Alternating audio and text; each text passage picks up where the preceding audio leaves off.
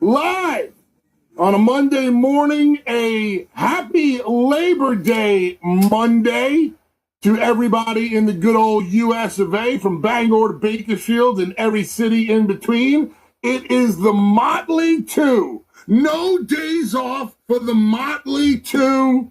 We got Nick Nemeth and Uncle Bully for the next 3 hours talking the world of pro wrestling, more specifically the WWE's Clash in Paris. A lot to get to from that show. Gonna want to be talking to the nation, talking about what you did for the weekend. But Nick, good morning. How are you? How was your weekend?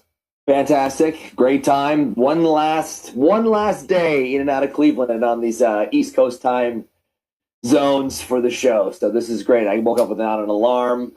Got to watch some wrestling yesterday at whenever I felt like it, since it started at 2:00. So it was great. I got around to it. It just took me 30 or 40 beers to get ready. 30 or 40 beers? Well, they're those little kings. It's different, yeah. What's a little king? No, little kings used to be those little tiny little 7-ounce bottles or cans. Oh. It's before you were born. Never mind. I don't understand. Okay. But no, not 30 or 40. It's just a nice, relaxing weekend. I've had a couple myself before Clash in Paris, without a doubt. Got me ready for the big show. And then I had a couple more. And before you knew it, Clash was over, and I had a couple more, and I watched it on the replay when I got home. Yeah, it was a good weekend. It was a fun weekend down here on the Jersey Shore. The sun was shining every single day.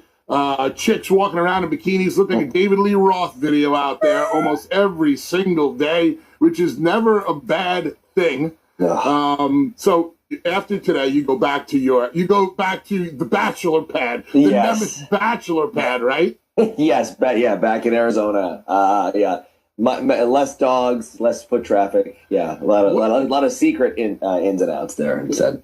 What exactly do you do if you're staying at your parents' house in Cleveland and you meet a lovely young lady and you'd like to, talk to her? I don't think I possibly could. It's funny. It's funny enough to once in a while come back a little bit late and be like, "Hi guys, I'm just making something to eat," and dropping stuff all over the place. But I'm a grown up and I have a lot of Marriott points. We could always make it work. When I was younger but still living at home, I remember I used to work at the clubs in New York City, and I would get home at about 5 o'clock in the morning, and my dad would be getting up to go to work at about 5 o'clock in the morning, right. And he would look at me and he would just shake my head. Shake his head, I'm sorry, not shake my. Sometimes he shook my head. I was going to say, wait a minute, I've been there, yeah. He would just shake his head like, what is wrong with you? But everything worked out in the end, so it was good. Yes. Anything out of the ordinary? I see you got your Hooters shirt on. Oh, yeah. This morning, always representing the good old Hooters. Yes. I did Rat, did Motley Crue, I did some Cleveland stuff. I was like, today'd be a good Hooters day. Get it right before we get everything in the laundry. Great time. Hooters, big fan. How is the Hooters in Cleveland? Is it still good? Well, here, there was a fun one downtown a long time ago that a buddy of mine applied to. We were going to be like cooks, and we're like, this is going to be the greatest thing ever, right? And they were like, we got turned down, but we found another job together. There's another one downtown Cleveland. It's a good place. It's a family restaurant called Christie's. People will figure it out one day. Are there any more? I don't want to say good Hooters, but are there any more traditional Hooters? Well, if you read the headlines, no. But yeah, because they're rebranding at some point. But a good one, somehow that works out, is the Vegas one on the Strip, which is no longer the Hooters Hotel and Casino. It's now OYO Casino, but you still have a Hooters in the back. I love that I'm doing all this press for these guys. There's still a Hooters in the back, and you can still do, I think, $2 Bud Lights, which when you check the fine print, seltzers are on there too, Bud Light and everything under their umbrella. $2 to place. It's a pretty good deal in Vegas when every other thing is, like $28 for a Jack and Coke or something. All right, so you can still get a $2 beer at the Hooters in Vegas, but how are the Hooters at Hooters in Vegas? I feel like 15 years ago, maybe 10, everybody realized if I just... Well, I don't have to work here, and I can just wear whatever I'd like and work at a cocktail place. And then each time I make one, it's $28.50 instead of $2 for these guys who are throwing darts at me or whatever. So I feel like the there's no longer, they're always taking applications and not really turning anyone away, I think, these days.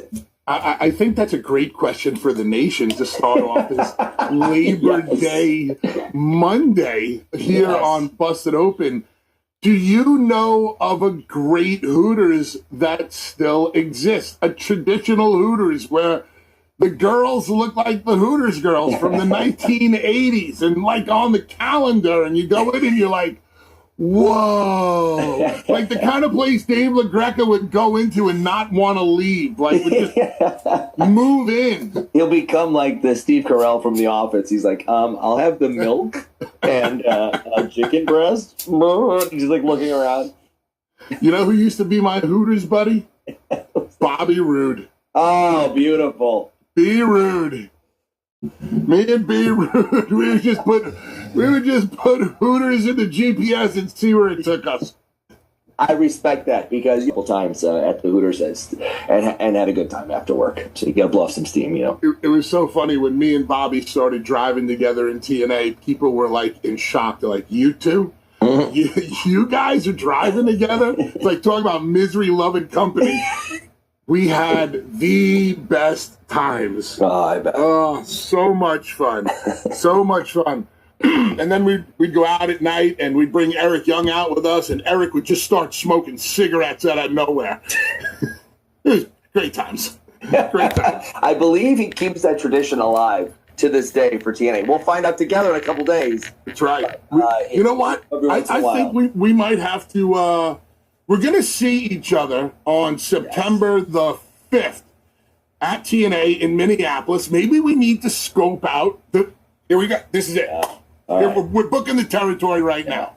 We have to go to the Hooters in Minneapolis if it even exists. You know, I love that. I love that I know that it does, and I've been there many times. And it's in the big mall. Because what the hell's the big mall in Minneapolis? The big mall. The super famous whatever. Oh, the Mall of America. Yes, the Mall of America. Inside there is a fully functioning and operational Hooters, and I've been there many times. I did a comedy show in there once and had a little after party there too.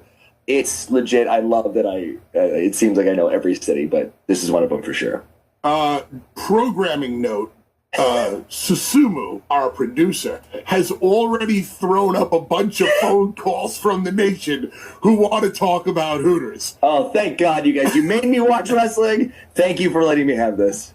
This is awesome. So I definitely want to check out the Hooters at the Mall of America.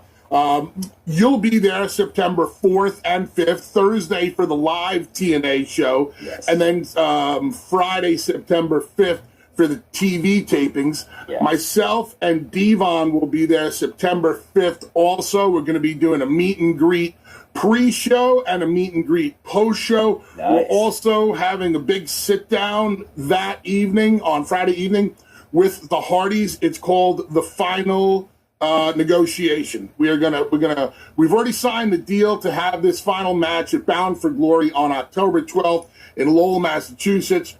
But this will be like the final stipulations, negotiations, see what this match is going to be, if it possibly turns into anything more than just a tag match. So looking forward to that. Crossing the T's and dotting the lowercase J's. Yes, on the paperwork. Beautiful. Exactly. And I'm going to bring Devon with me just in case. Yes.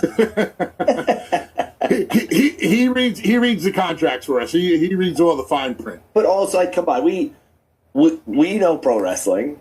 As of this weekend, I know pro wrestling now. So we know the deal when it comes to final negotiations face-to-face. Sometimes there's a mutual respect and a head nod and you go away, but it's pro wrestling. So 99.9% of those have never, ever ended amicably. So I'm very curious to see how that goes. Here's the thing with us and the Hardys, the countless amount of times that we've been face-to-face over our careers, sometimes it ends with that mutual handshake and show of respect, and sometimes somebody says something wrong. Normally it's me, and and fists start flying, and out come tables, ladders, and chairs, and who else knows? And Jeff will just try to find the highest spot in the building and jump off of it onto one of us. Height-wise too. Yeah. No, have you ever had Jeff really land on you? Oh yeah, like what's really fun? He had some like first of all, he's the greatest ever. He's too nice, not a biz too nice for the business, but he's such a sweetheart guy, and he has such great ideas.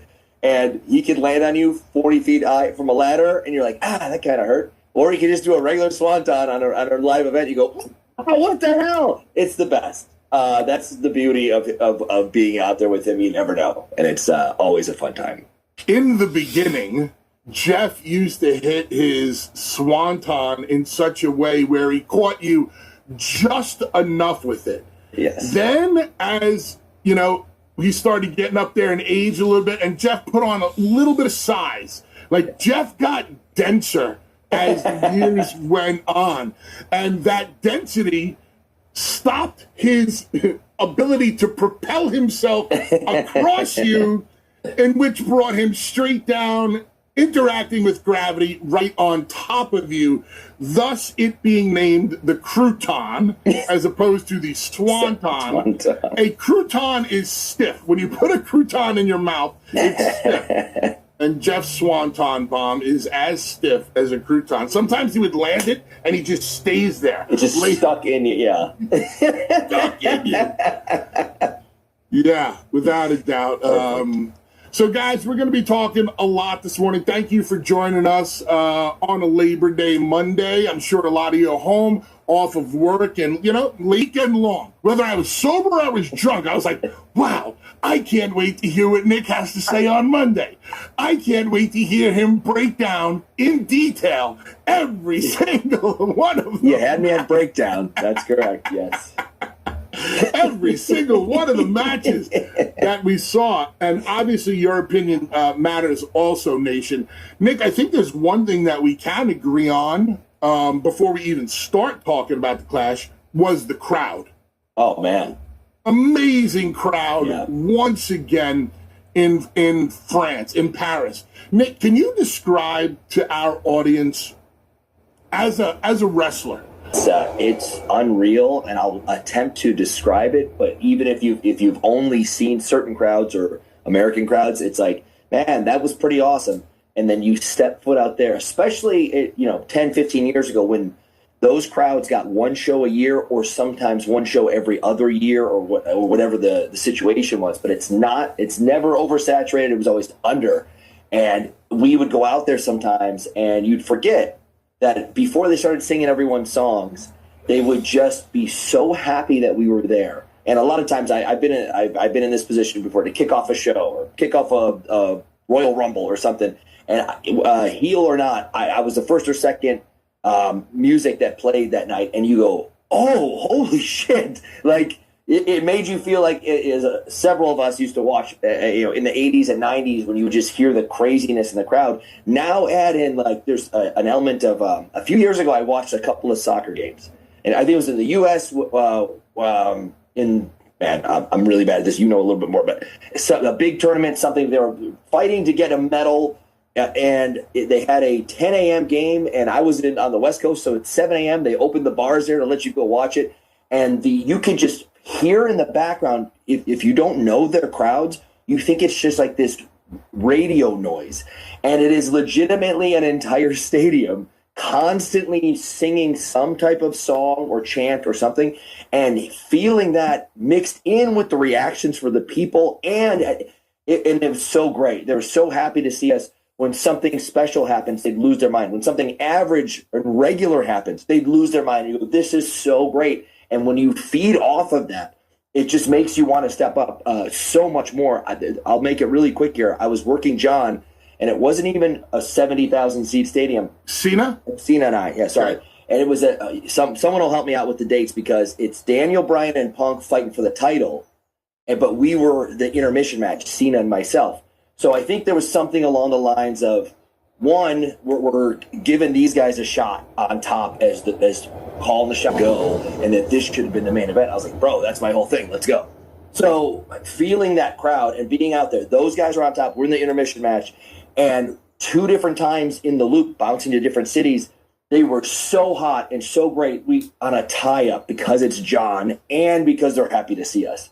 we got to a point where we do this fun match, we get all these false finishes. It's so damn fun, and they believe it, and they're flying real. And we get to the last one that we do with the FU, or what's it, AA now, throws me over, and he goes, kick out, kick out, kick out. This ain't it.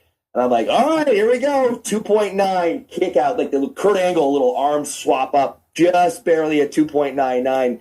Half the people thought it was over and then sat back down, and I never heard anything like it because they're happy to see us. They love John, and they love fake booing John. So I'm over too, just by him. It's okay. It was WWF. I'm allowed to say it there. Hit it on him. I hooked the legs. He gives me that Kurt Angle 2.99 kick out, and we both lay there again. We are now in overtime. We don't have anything called, but it's John. Half the time it's not called anyway. And we're laying there. I'm like, this is the coolest thing that I could ever be a part of. And then they were hot, died down, and then went into some crazy soccer chant or Cena chant or something. And I go, I don't even know what they're doing. And we're just like talking to each other. It was the greatest ever. We did one more thing, went back to it. They blew their mind. They blew the roof off. And I go, this is one of the coolest things ever. It could have been awesome anyway in the States, but now you have that. You have the crowd that rarely gets to see us. You get the kick out of Cena's finish before that was a thing, and you have them doing their thing in between. It is almost indescribable unless you watch Clash in Paris. When you watch a show like Clash in Paris, you do get a feel for it. You do get a sense for it. You can see the people on their feet. You hear the sound that's coming out of your speakers. You know it's different than an American crowd. But unless you're there to experience it, it is a completely different world. I've been blessed to have many of those moments, whether it was watching other guys and gals in Spain. We were in probably at a 15,000 seat bullfighting arena, and it was me and Devon versus Road Dogg and Billy, the Outlaws versus the Dudleys. And between our entrance and their entrance and the chants that went on beforehand and the gaga that went on beforehand, before we even touched, there was no lockup, there was no nothing. This place was going so crazy, I looked over at Road Dogg and Billy and I said, go home. And they went, what?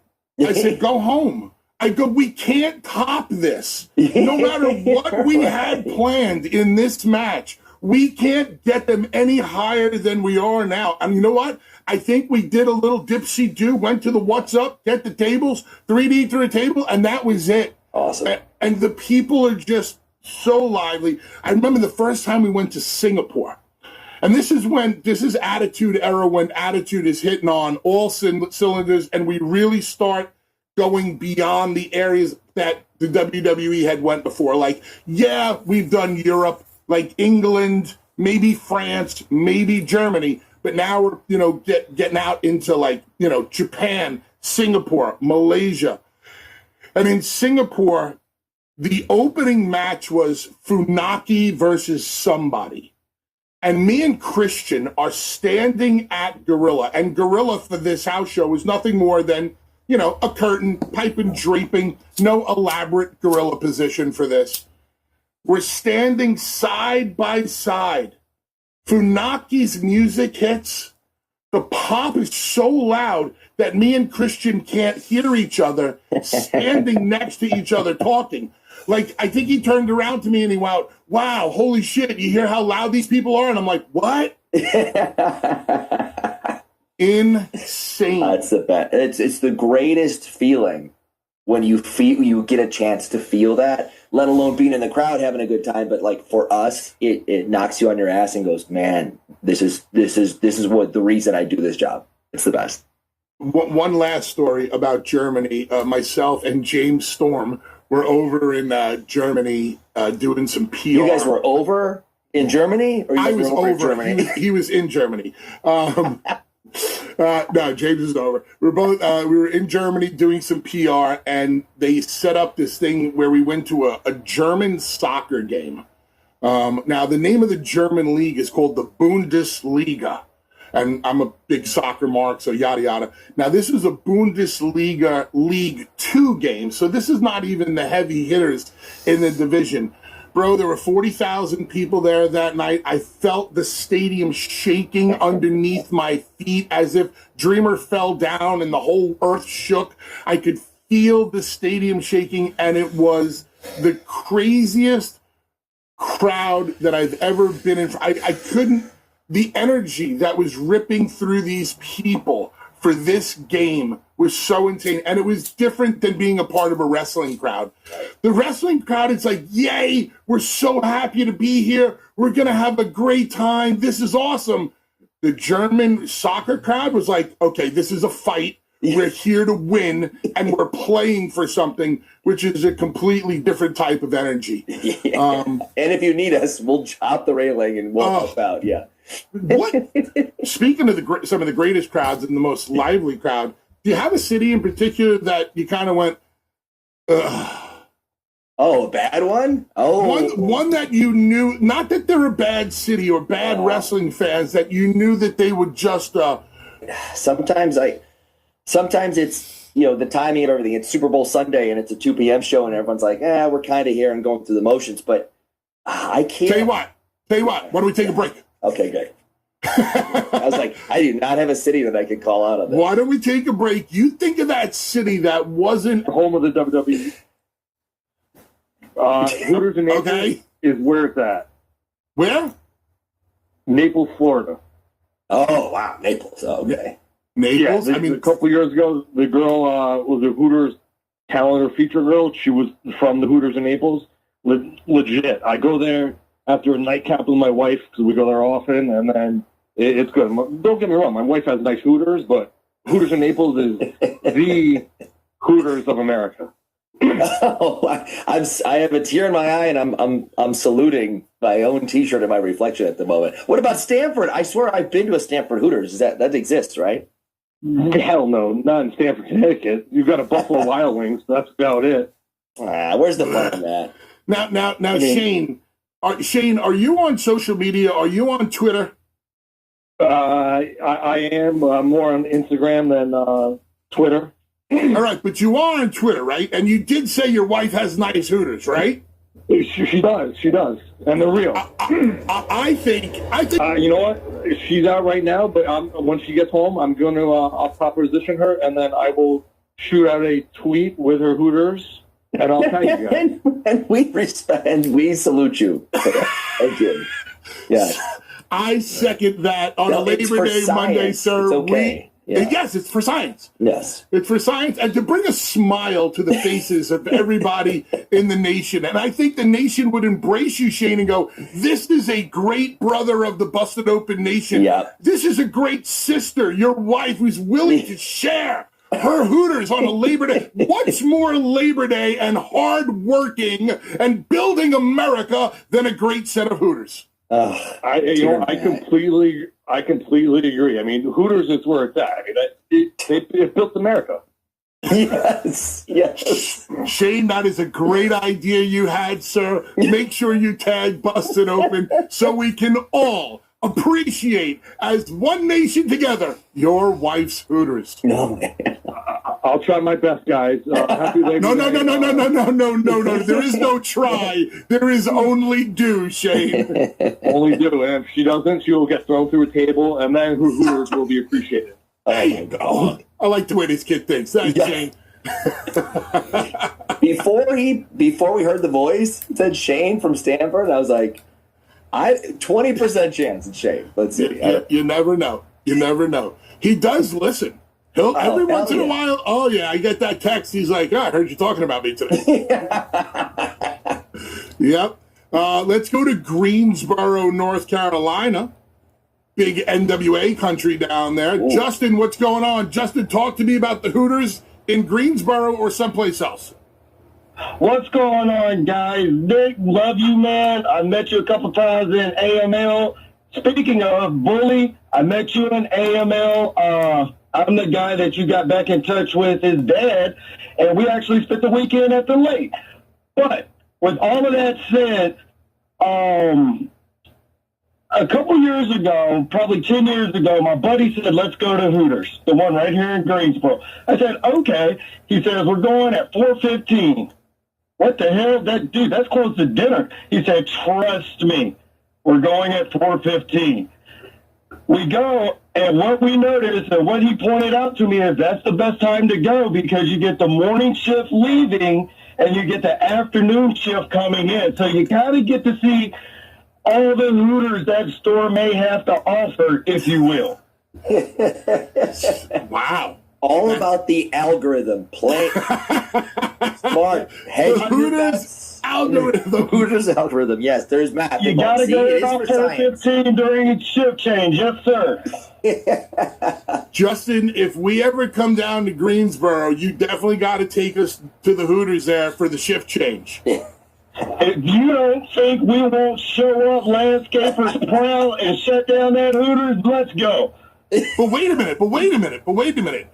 Is there only one shift change, or does is there an afternoon into evening shift also? You know, that's a good question. If I had to imagine, it might just be one shift change, but I'm willing to hang around, have some beers, and find out. And I would venture to say, just on deductive reasoning, that the afternoon into evening shift change might offer us a better selection of Hooters than the morning to afternoon shift change. I mean, I will say this. Greensboro is kind of a college town, if you will. There's 7 or 8 colleges within. It's going to offer a little bit of everything. Nothing wrong with college Hooters.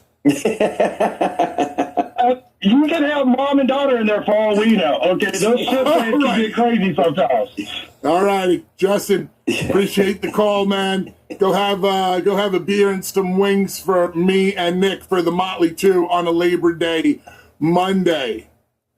If you want to talk about your Hooters, 877-344-4893. Let me tell you something, Nation. Nothing would make Nick Nemeth more happy than I know he's ready to go for Clash in Paris. Whenever boy. Uncle Bully serves him up, he is ready to go. That doesn't mean he wants to go. If we were to stick with Hooters conversation for the next 3 hours, he would be so happy. I would rip up my pages and pages of copious notes. I would rip them up just to start the grill to put the wings on. Yeah, that's all. Trust me, people, we're having fun. We're going to get right now, like we will be soon in Lowell for Bound for Glory, October 12th. Joe, talk to me. There's a Hooters in Lowell, Joe? No, but there's a Hooters in Route 1 in Saugus. You know what we're getting in Kowloon. Why don't you just... You're getting Hooters, brother. Both have great wings. There's no doubt about it. Yeah, but like on a scale of 1 to 10, Joe, scale of 1 to 10, how are the Hooters at this Hooters? Oh, Hooters are unbelievable at this Hooters. one has wings that are great, the other has wings that have Hooters. So, I mean, how do you like your Hooters? With wings, or how do you like your wings with no Hooters? So, it's all up to you. But which one are you going to do? You can't just cross the street on Route 1. That's what I was going to say, yeah. An exit and spin. You got one shot. That's the worst part. They're directly across the street from each other, like one house to another. Yes. But you have to go 1.5 miles one way and then loop back around and come around. We need to get together and build a bridge right over that. Just for all of us to go. We can get half the staff of Kowloon, half the staff of Hooters will all meet in the middle. Set up a little trust fall bridge, like an easy one that we can just put together. A little Jeff Hardy ladder. I watched Balls Mahoney across 5 in the afternoon. Yeah. That place that's a busy 4-way street at 1 a.m. Yes, he made it. Balls Mahoney. I don't want to say ran. He didn't. He waddled. Balls waddled across Route 1 in Saugus. Because we were supposed to meet at Kowloon, but he was on the wrong side of the road, so ran across. That is crazy. Yeah. I mean, people going 70 miles an hour on Route 1. Yes, and lots of people nonstop going fast. Like every time I think about it, you have a couple little Mai Tais, and you're like, I wonder what the score is over at the Hooters game. And I just get across this and that's at midnight. Yeah, no way. That's real life Frogger with your life. No way. Balls had no fear whatsoever. Joe, thanks for the call. Appreciate it. Guys, if you want to talk about Hooters, you know what to do. To perform, because we didn't have a 90-day clause. Our contracts expired with the WWE, and the Dudleys and the WWE just said, hey, we can't come to a new deal. We're just going to shake hands, part as friends, and maybe we'll work again down the road. So we didn't have a 90-day. So me and Devon, our contracts ended on like August 26th, and on the 27th, we were ready to perform. I think we were working in Florida for a guy named Sal Corrente, and we were working against the original Midnight Express, which was me and Devon got to work one night with Condrey and Eaton, which was as cool as it gets. Yep. Like, never in a million years did we expect that. But what an absolute honor, pleasure, learning experience to get to work with Condrey and Eaton. But I remember getting the call from WWE Legal going, Bubba, we own the Dudley name. You can't use the Dudley name. And you know what my response was, right? To the office? I'm assuming I know, but I would love to hear it. For sure. Fuck you. Yeah, there we go. That was my response to the office. Like, oh, that's nice. And then when they said, Bubba, calm down. And this is me F-bombing them to death on first class of a United Airways flight back when not United, US Air. When US Air had flight, and I'm F-bombing that. They're like, Bubba, relax. We own the name. And then they started to explain how they owned the Dudley name. And I'm like, no, Paul Heyman told me and Devon that we own the Dudley name. And he gave us the paperwork. And the office is like, Bubba, Paul lied to you. And I'm like, what? What are you talking about? Then you lifted a glass and then did a spit take a minute later. Like, I'm sorry. So yeah, what? we could not use the name for a while. Now I don't think they care. They own everything. So it's like, do whatever you guys So want. what did you genuinely do for that short, at least a short period of time going forward? What did you do? Like, formerly this, or were the Dudley boys like what's the carve out here?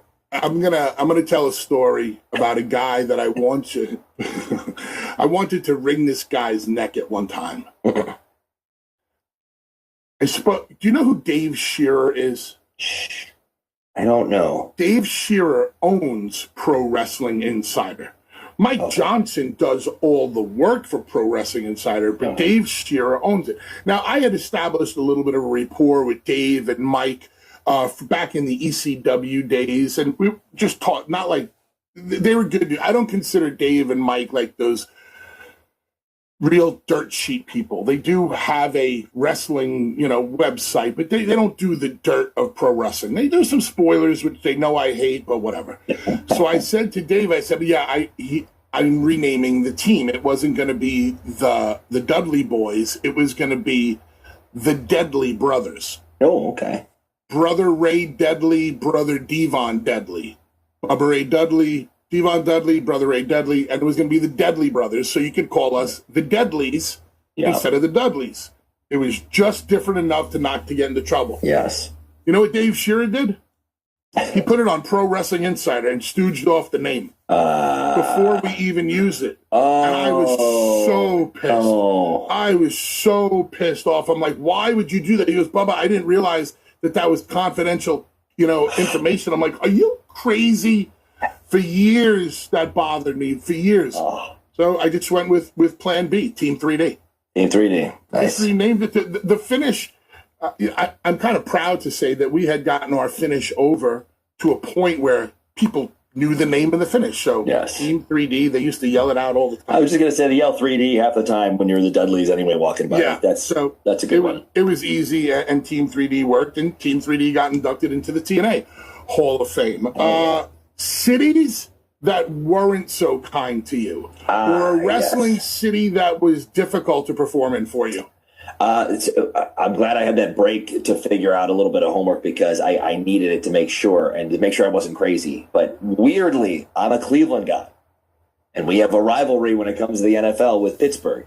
And in Cleveland, and by the way, we have a rivalry because we're basically the same states and doing the same work, blue-collar people doing the same stuff. But it's funny, so that's the rivalry. And then in Cleveland, it's almost always a really good to great crowd. Pittsburgh, notoriously, for my run of WWE, was a not great crowd. And I have no idea why, because it seems like it should be like, hey, we're doing the same job as Cleveland. We're all hardcore. We're football fans. Why? I have to agree with you on Pittsburgh. For some reason, notoriously lackluster when it comes to wrestling. Great city. I did meet somebody from Pittsburgh recently who's like, Bubba, I heard you heard the conversation with LaGreca about Pittsburgh. He's like, we're not allowed to get excited for anything else but the Steelers.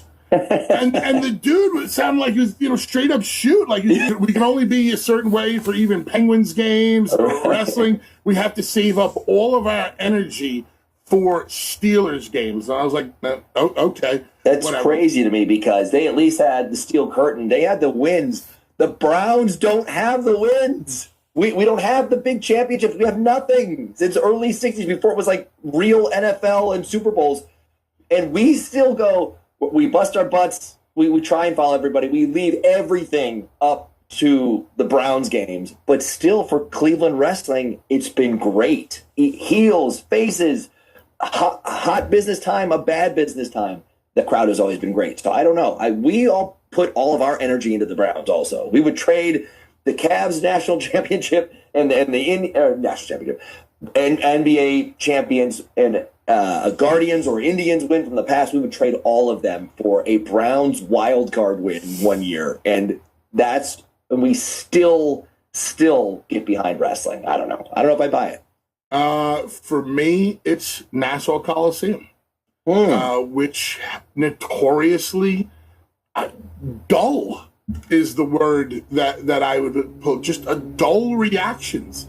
No matter what we went, I don't think it was no matter what anybody did there, and I didn't understand why. And then if you understand Long Island traffic, maybe that's the reason why, because there's traffic in Long Island 24/7 was a thing, during Long Island traffic before we were 24/7. It's just miserable, like on the Long Island Expressway, the northern state, the southern state, just you're constantly sitting in traffic. Maybe that was it. How about it was Uniondale? It was in Uniondale, New York. That's where the Nassau Coliseum was. How was it for you? It was fine. It depends, because sometimes it would be one of those things. I'm trying to put it together right now. I want to say like I did like a 6-minute hardcore match or something with Aaron Stevens, which I forget what his name was for WWE, and and it was something where I was stealing here because I had like a jersey on of the home, like I had all the Islanders crystals. Yeah, I think I had Tavares. So I had an Islanders jersey, and he was just not dressed up at all. And I hit him with a hockey stick and everything. So we were hedging all our bets to get people involved in this match because one of it, I think, was probably a cold match anyway. But there was something about it to where I was like, I'm spoiled and had somewhat of a reaction. But I watched a lot of our bigger guys, Gold Circle guys, get like, oh, that was an okay reaction. And I go, normally people jump out of their seats or make a bigger deal. So I don't know why, but so many Northeast times I'm spoiled. Me and Cena a couple times filling in. I'm filling in for somebody else. Or I got the the jersey on of any Long Island sports team of any. So even with the spoiling that for me, it was okay. So I don't get it. You've mentioned John twice in the first hour of the show this morning. Before we go to break, I'm just letting everybody know as soon as we come back, we're diving right into the Clash in Paris. We have lots of talk about from that show. Real quick, working with John, the easiest guy you've ever worked with? Yes, once you get used to it. Can you tell us real quick what there is to get used to? It's if you're the heel and you're established, sometimes or most of the time, he's going to call the match while selling, while you're up. And once you get used to that, or a couple different times, I'm like, hey, buddy, blah, blah, blah, blah, blah. And he's like, no, hang on. And then afterwards, he's gone like, that's the right thing to do. ellipsis, when you're not working me. So your instinct was correct on these two different times you called something, but with me, we go here, here, and here. I go, okay, great. And once you figure out that you're not calling it, and it's one of the greatest of all time is calling it, and you figure out the cadence and his movements and his steps, it is an absolute cakewalk. He called 90% of it on the fly except for the last piece, and even then, he'll switch it on you, and it makes it more fun. Real quick, did he trust anybody enough to call it all to him? I think Miz sometimes, because they work together so much, and even I got a couple of chances, but it's in my brain's expertise, it's not for that match, and it's really hard to explain to let him call that. If we have time later, I'd like to pick your brain a little bit more about this, because this sounds... Spot is, even if you're paying attention, so it's even better, but here's a little piece that got me. There was a big false finish in the middle, one of many, and as they're laying there, John is yelling, but it looks like a Muppet is yelling so loudly, but you really can't hear him because of the crowd, and here's what I appreciated. Logan Paul, mid-sell, looking all around, tries to ventriloquist talk back to him by holding his teeth shut and making it look like he's selling. And I go, that is the difference in teaching someone moves and riding Cena's coattails. Anybody could be out there and it would be pretty good. But when you can go above and beyond and be there for him and the timing, the movements, and even the part where this match, nobody cares what is said or what is given away because John's going to talk loud and his mouth's going to be open. I appreciate the aspect of mid-sell, trying to do the ventriloquist talk out of the side of your mouth, plus all the little things in between. That's all I looked for, and it was such a really, really well done job. Obviously, John being over as hell and being awesome is fun, but sometimes you get that John Cena match, and sometimes you get that show-stealing one, and that's what we saw yesterday. Should Logan Paul be talking to John Cena? Now here's something. I don't know what they said. So he could have been like, is the next one this thing or is the next one this thing? And Logan's like, yeah, brother, just beat up in the corner. Or, which would be awesome, but I don't know that was the case. He might have been saying, make sure you get your ass to the corner for this next thing. And he's like, I got you, brother. Don't worry about it. I don't know what was said because I couldn't read his mouth, which I love. So on the fly, giving pointers, absolutely not. Nobody should be. To John, of course not. But he might have been like, hey, do you think we go to this thing or we not? I don't know. I think John goes with his instincts and you follow, and that's usually the case. But I would love to know what he was saying back to him, so you can be like, oh, damn, all right, they're on the same page, or he's double-checking, or he's talking to the ref, or whatever. But either way, he did it as best he could. So that was a moment in time that you fully appreciated as a wrestler, even as a fan. It sounds like the back and forth between Logan and John in the middle of the match. What about the match itself? Was it as good as? What is it as entertaining as everybody on social media was saying? So I'm a hard nut to crack, but I give all the positives when I can. There's something there that I just said a bunch of positive stuff, so this will be out of context and it'll make me look like a piece of shit. It was just like, it's not soulless, and that sounds really bad, but it's just at a point where just moves are happening, and there's a little bit of a story, like he almost gets to the STFU and he doesn't get it. That's different. They're just hitting moves. One, he goes, hey, I'm out of here in a couple matches. I want it to be big. I want all these false finishes. I want things to be there. But he also got a kick out of Cena's move.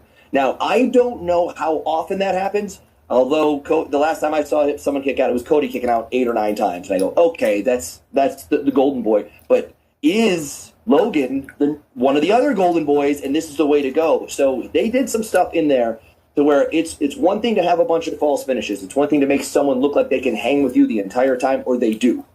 When you kick out of John's finish, that's a big damn deal, no matter what the pay-per-view is, no matter if you're doing 40 minutes or 10.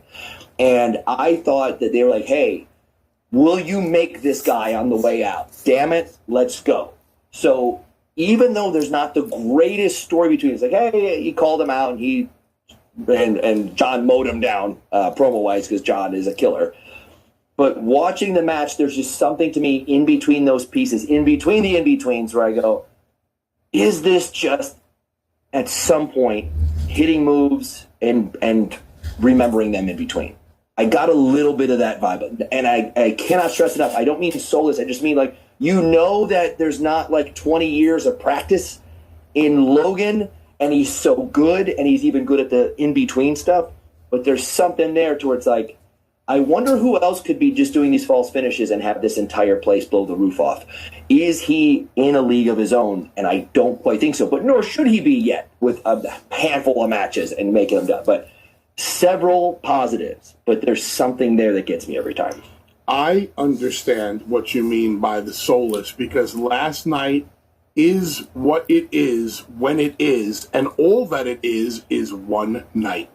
It's not going any farther than this. Mm-hmm. So I don't know how much more emotional investment and how much more soul you can possibly have, because once the bell rings and the match is over and everybody says their goodbyes, you're not getting John and Logan again. Yeah. So let's go out there. Let's actually work for the pop. Let's give them everything that they want. Let's make them as excited as we possibly can, because we're never coming back, or at least John is never coming back here. Yeah. So if everything is not real deep and have a lot of soul, it's not going to really matter, because people are just going to remember the excitement that was the John Cena match. You always want to leave them wanting more. I don't think that they want any more. John gave them everything that they possibly could. In Logan Paul kicking out, he's giving of himself. He's giving Logan a good match. Logan can always say, listen, if Logan wants to come on TV tonight and say, I kicked out of the AA. Yeah. Like the old T-shirt that said, I broke Wahoo's leg, that Valentine, Logan can wear a shirt that says, I kicked out of the AA. Yeah. Well, you lost the match. It doesn't matter. I kicked out of the, he could ride that, Yes. So I'm going to bring up another match from last night. And in my opinion, this is the exact opposite of soulless, but I don't want to get into this match yet. Okay. Roman Reigns and Bronson Reed. Interesting.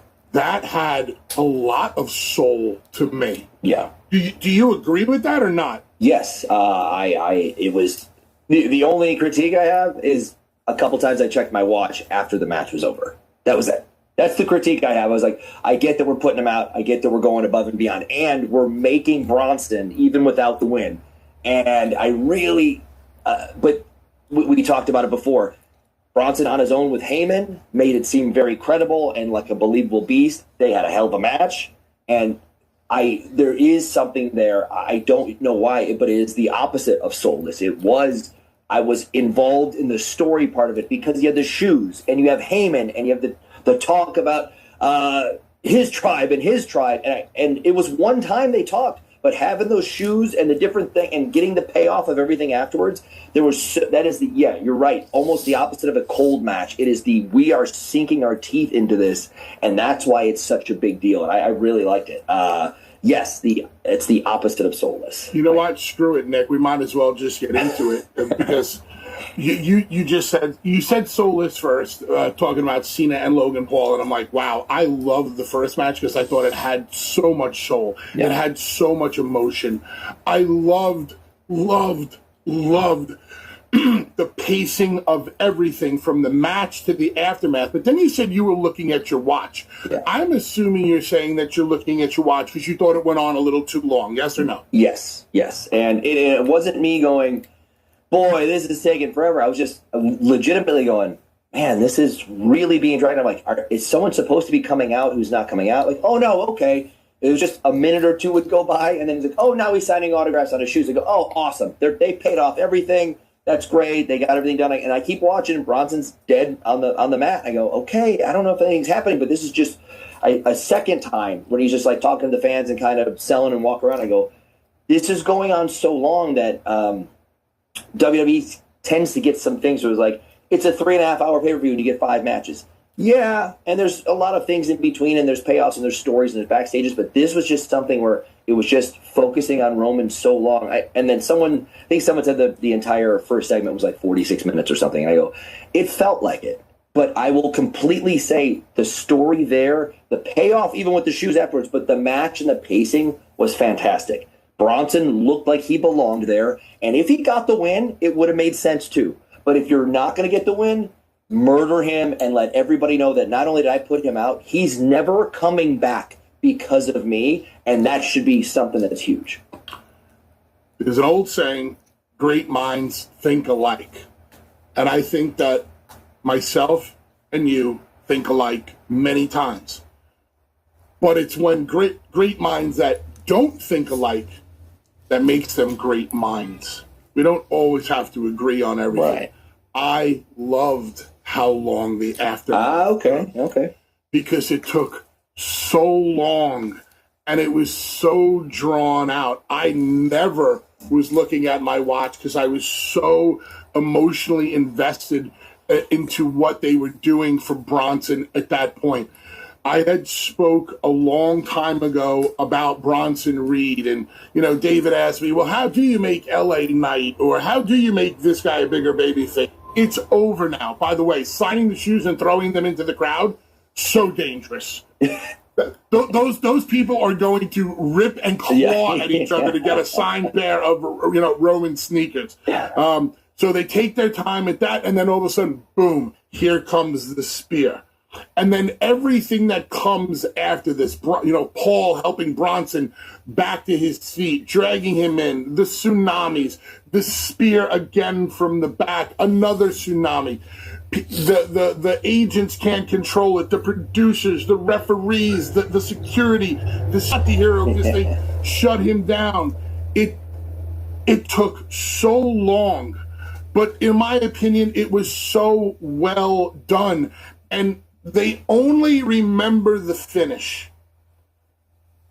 And I don't think anybody is going to remember that Bronson Reed did the JOB at the Clash in Paris.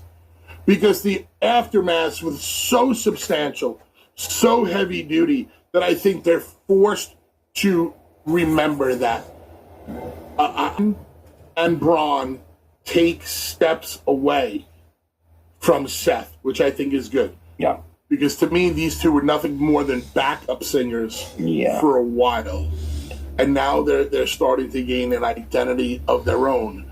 And I don't want to get into showing up to help her husband allows Braun and Bronson to step away a little bit more. Because it's going to be very difficult for Braun Breaker and Bronson Reed to continue to carve out an identity for their own with Seth and Becky standing next to each other. Like, if you're a fan, it's hard to concentrate on anybody else but Seth and Becky right now. What do you think? Right. A couple great points you made there. One, they were already having, not trouble, but it was like really easy to see them. It's like, oh, these guys are like, they're the bouncers in the background for Seth and Paul doing their thing. And then they just started to get it. Yes, they're getting their own identity. And really quickly, that you said that taking so long that worked out for you. I thought it was so great, even though we didn't agree on the timing of everything. But you absolutely forget that he lost to Roman. Nobody is talking about it. No one said, hey, remember that pin? No one said, oh, he couldn't even put him over on the way out. Nobody remembers any of that shit. What you remember is the aftermath and murdering somebody and murdering them again and then putting them on the board where they can't even. One of those things where you're taking, even if you're taking Jeff Senton and you want to crunch your arms up to go, here it comes.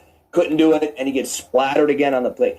That's all anyone was talking about. Hey, that was a great match, and all I remember was the absolute ass-kicking beatdown at the end. So that's fantastic about that. But yes, it's very easy to get put behind. If you got McMahon Helmsley out on the stage talking, and they're running the show, and you're one of the background dancers, and you're just there to get the rubbing for the ride. After a while, you start to be seen that way. So these guys breaking out on their own, having that performance last night. If Bronson does okay, he still gets by, but he did great, I thought. And with the way they invested in him last night, that goes to show everybody this isn't some background bullshit. We're here to be killers. I put Roman Reigns out. Who won that match? Nobody remembers and nobody cares. He's gone because of me. So just like you said, Logan, I kicked out of your finish. Who cares? You lost. Doesn't matter. This is a legitimate, I put you out for good, and you may never come back because of me, and nothing's bigger than that. The peaks and valleys after the match was over is what I loved. Like, You think it's over. The match is done. Roman is signing autographs, and then all of a sudden, out of nowhere, and just the way the camera shot it too. Yes. Wham, breaker out of nowhere, and then there's more chaos. Chaos. It gets all the way to the top, and then here's the save, and it's going to start. Now you start to come down the back end. Okay, it's finally over. Nope. Here comes the big man back, and then the ups and downs of that. I don't remember the last time I saw a segment that I got it was a very simple match too, and that's also one of the beauties of it. Roman and Bronson did not do a lot of stuff. They did a lot of their own one-on-one, right? They could have had that match in any city, and it worked just as good for a PLE. But it's because you're emotionally invested in the characters. Because you love Roman so much and you hate Bronson so much, that's why it's so easy to respond to the simplicity. If you're not into the characters, then you can't be simple. That's when you have to do a bunch of shit. Like, didn't you find when you were coming up that you had to do a lot more physicality to get over? But then once you got there, you actually told the lesson the other day, last week, about working your ass off to get to the top and then not necessarily having to work your ass off once you get there. Yeah, that's absolutely, it's either you're attempting to get everyone to talk about you because, hey, they came to see John Cena versus Triple H on top, and it's me and John Morrison, and we're going to try and steal the show. So everybody came there with their Cena shirt and their Triple H water spit, left going, I got to see what these guys are up to. That's how you have to work and draw them in to go, holy shit, I can't believe what happened. And they go, hey, we come to the back. Hey, you hear that, guys? Yeah, follow that, MFers. And then you listen to the opening match, and it's a test of strength with Cena and Triple H, and the place is going up and down at their will in the palm of their hand, and you go, oh, okay, that's what you want to get to. Not so you can be lazy and slow it down, so you can absolutely feed that crowd. When they're ready, then you give it to them, and it's a beautiful thing. I mostly fake it till I make it, but when you can really be there sometimes, then you get to, that's when you're actually working, and you're working smart, and you're still getting the same reactions, but you're not throwing anything away.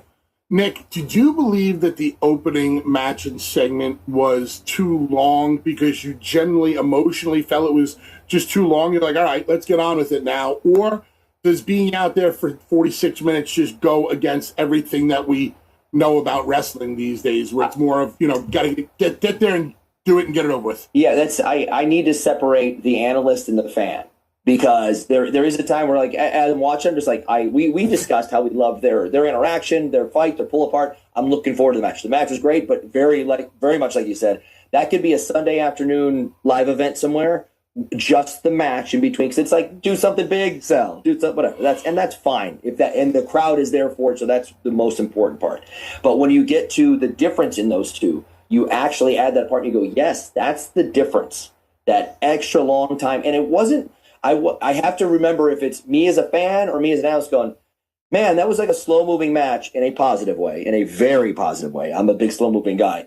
But I watched it and go, all right, it was not the uncomfortableness of Roman selling. It was the nothing happening for a few minutes while he got the win. And then I go, oh, okay, they got him. Okay, got it.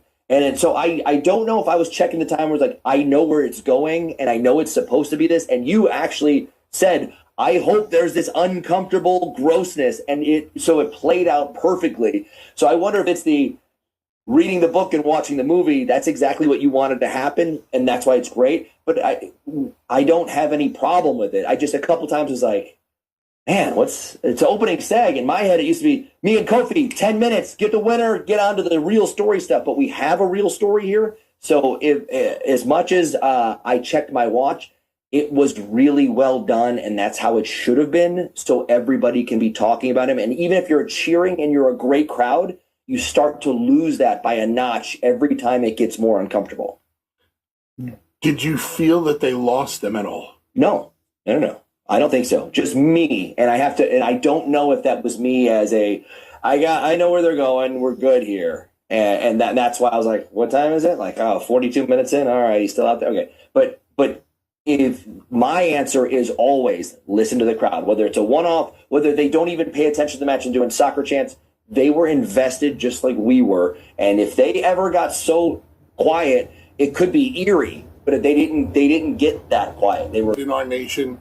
Right. If you had to give one tiny little message to everybody out there on a Labor Day of what do you think we should need? As Bart Simpson says it 20 years ago, he goes, there are so many things that we all agree on and go with and live for every day that the tiny handfuls of disagreements that we have go to the extremes and you have to pretend to be on a team or whatever it is. Focus on the things that brings 85% of this entire country together on the same page and then move forward. That's the case, I think. With a great message like that, who do we give credit to this morning? Nick Nemeth or Bart Simpson? Well, Bart did it for, it was a Liam Neeson religion one, but it also applies. But I will give it to Matt Groening for today. And then maybe Herman's Head the next day. We'll see. My message to everybody would be even a little bit more simpler. How about listening a little bit more to the other side? There we go. That's all. It's easy. Just listen a little bit more. Open your mind, open your ears, and just listen. You might learn something or catch a point that, listen, we listened to each other this morning. Yeah. Like in break, you said to me, I'm so happy we disagreed with one another this morning. And so was I.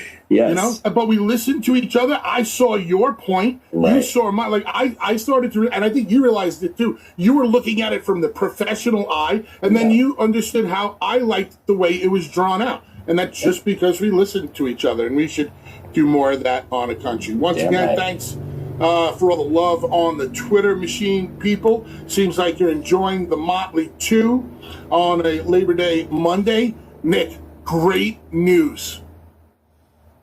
Like, incredible news. I don't have to watch wrestling anymore. No, we get to do this all again tomorrow after watching Monday Night Raw. Hey, but at least it's on like in the afternoon, so I can have the night to myself. There you go. Yeah, right, or something like that. 2 o'clock. Anything good to do in Cleveland on a Monday? This is great. I got my dad and myself. We're going to be cooking burgers and dogs on the Big Green Egg that we talked about. We made some great smoked cherrywood chicken thighs last night, and my mouth's watering talking about them. But today is old-fashioned hot dogs and hamburgers, but the good ones. And as much as we're weirdos with our diets and weighing stuff out, we're doing like 80% fat, like 80-20 burger meat. It's going to be sizzling it on fire because it's so fatty. My mouth's already watering. It's going to be great. Oh, 80-20. And there's some college football. I thought last night was the end of it. We got another big game today. So that's it. Your day and your night is made. Done and done. The nation would like to get back in on the conversation this morning, especially from Clash in Paris. So we're going to go to Buffalo, kind of close to Cleveland, go up to Buffalo, speak to Allie. Allie, what was your favorite match from the Clash in Paris? My favorite match was the Seth match because Becky, she showed us why they call her the man. That's why that was my favorite match. Okay, so you said it was your favorite match because of what happened after the match, Becky or kind of in the finish. Seth so he could retain the title. She showed us why they called her the man. Why she has that name. That's why. Okay, so while I got you here, Allie, while I got you here, I would like to know your thoughts on Becky Lynch versus Nikki Bella. Oh, it was pretty good. I thought it was a pretty good match. Your voice went really high just now. And you know what? Becky has grown on me. I wasn't a Becky fan for a long time. But like I said, she's proven to me why she's called the man. All right, well then, Allie, then if you weren't, this is interesting to me, if you were not a big Becky supporter, and now it sounds like you're hell-bent on Becky, what did she do, what did she say to get you as a fan on board?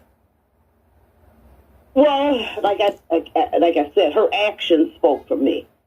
When she came down and she helped her husband, she dressed up and, in her masquerade costume, and she, it was Becky.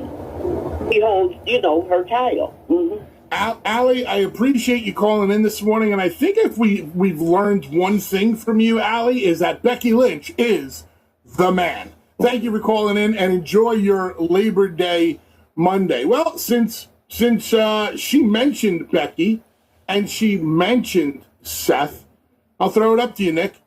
You want to talk about Becky and Nikki, or you want to talk about Seth in the main event?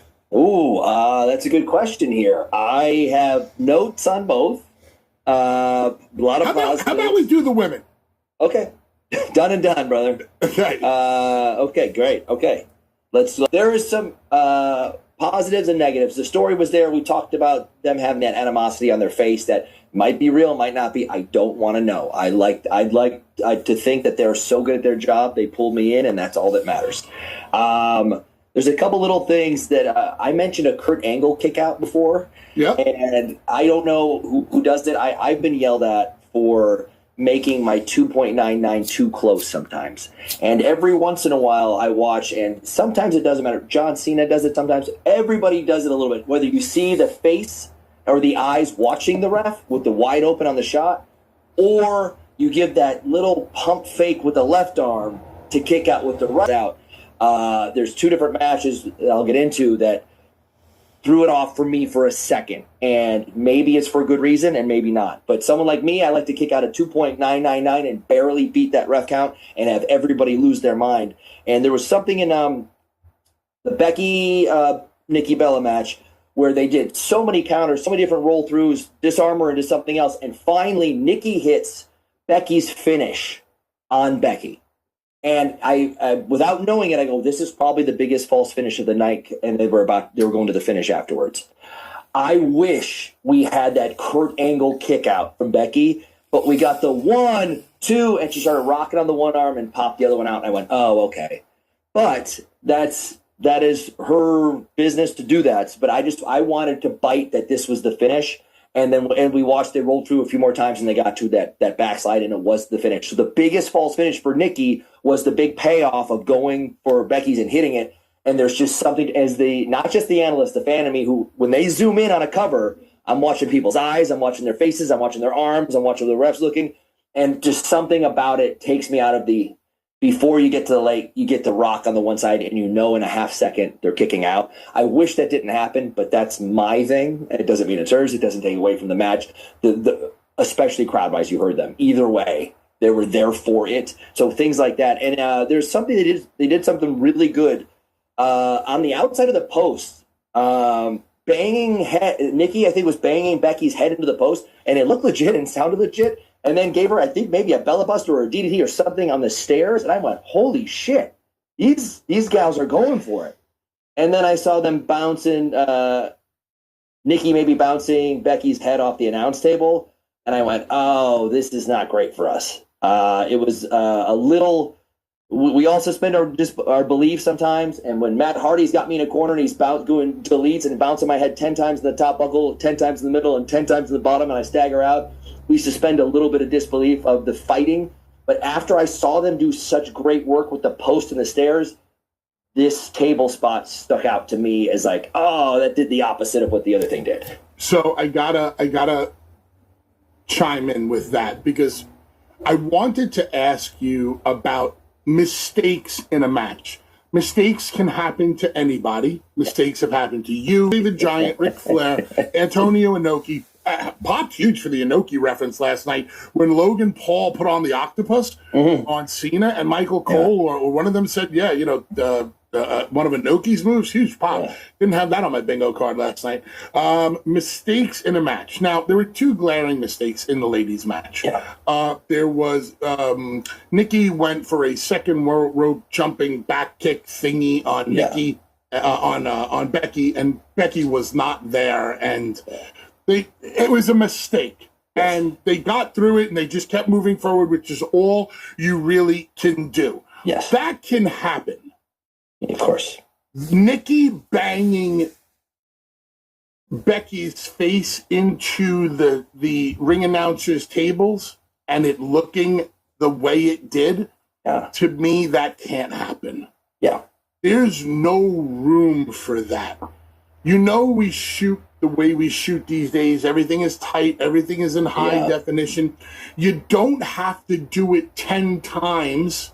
You can just do it one time on each table and make it look as good as they made the post shots look. Right.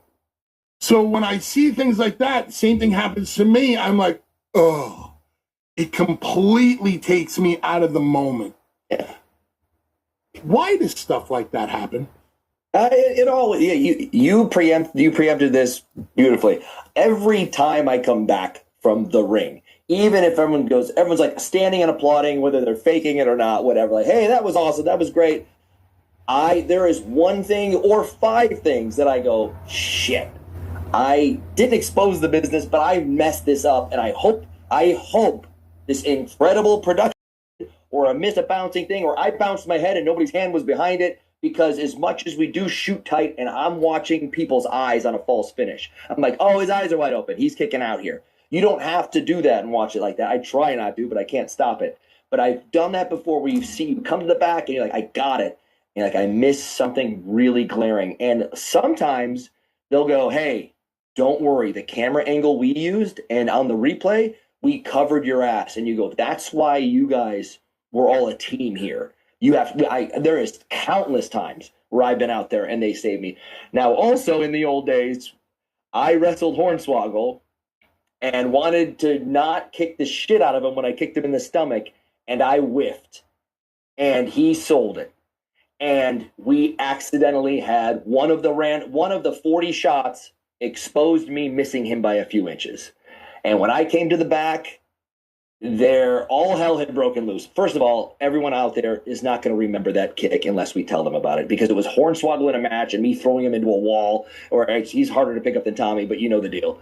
And nobody gave a shit about that. But we came to the back, and it was a time where the production and behind the scenes, hey, we didn't cover your ass this one time, but we need to have you see this. And they slowed it down. So then in slow motion, it looks like I missed a learning moment for me. But it was more a busting your balls because you think you're really good at wrestling and you messed up once. I mess up every damn match one way or another, if not some other things. We all do. That's part of it. But it did make me go, from here on out, I need to be tighter with my work. And this was 12 years ago.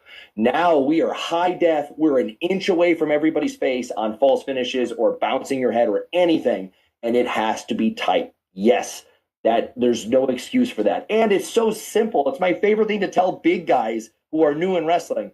He's like, I'm going to give you these shoulders in the corner and you sell your ass. I go, yeah, I'm going to do it. But how about this? You're 1.5 feet taller than me and 150 pounds bigger. Hit that spear in the corner and step away while I fall out and crumble, holding my insides inside my belly, because I should give you 10 and you should take 1 to give me, and I'm fighting for my life. And that's another piece to hit on what you just said also.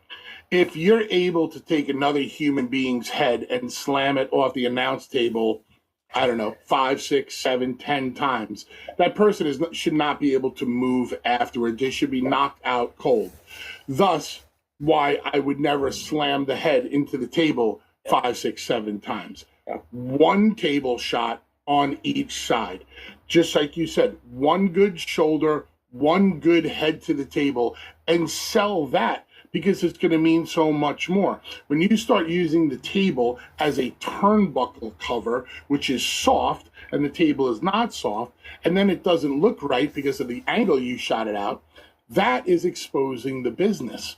But when I saw that happen, Nick, I got to thinking, like, has the WWE and wrestling been able to precondition or recondition an entire audience to not give a shit? I mean, kind of, yeah. The Office went out of their way to show you that spot with Hornswoggle and go, see, you're not as good as you think you are. So it's kind of like they were mad, you know, they were slapping you on the wrist.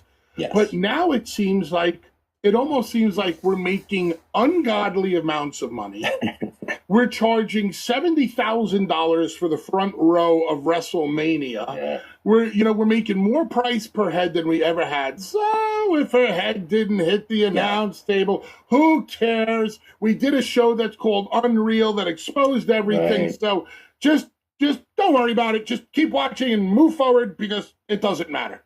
Yeah, and here's a big contrast between now and 10 years ago. If you do that 10 years ago and the boss happens to be looking up from his phone and has his spectacles on, if you do it once or twice ever and you're not chosen to be in that gold circle already, you might be done for good ever having a sniff in the world title picture or the gold circle picture. Now, if you catch it at the right time and everyone busts your balls afterwards, and the next week on Raw you're still kicking ass and going over and on your way to fight Cena, you made it through. There is an absolute time where secondhand I've heard, like, not me, somebody else. Yeah, but did you see that spot last week? All right, we're not going with him anymore. All right, who else are we looking to push? Put him on Superstars. And you're like, that's it. Now, yes, obviously we're going to say it's Unreal. It's behind the scenes. We're doing a traveling circus, Cirque du Soleil show. Sometimes it's not going to be someone getting knocked out when some shit happens. So you know what? How was the gate? Great. How did the crowd sound? Great. How was the main event? They lost their shit. We're good. On to the next place. Talking about you saying that about the boss looking up from his phone and seeing it and something happening that can just take you out of the main event picture. I had an unfortunate, legit injury happen to me years ago when me and Devon went our separate ways in the WWE in the draft when Vince split us up. I was getting primed for a little bit of a run. They were giving me a test, and I had a match against Hunter, and Hunter was the champion. And they were giving me promo time with him, and little by little things were working. And then I go to pick Hunter up to powerbomb him through a table, and pressed down on a nerve in my neck. I got a pinched nerve. My left arm shut off completely. I dropped Hunter, and I dropped him on the edge of the table, and it looked real ugly. Yeah.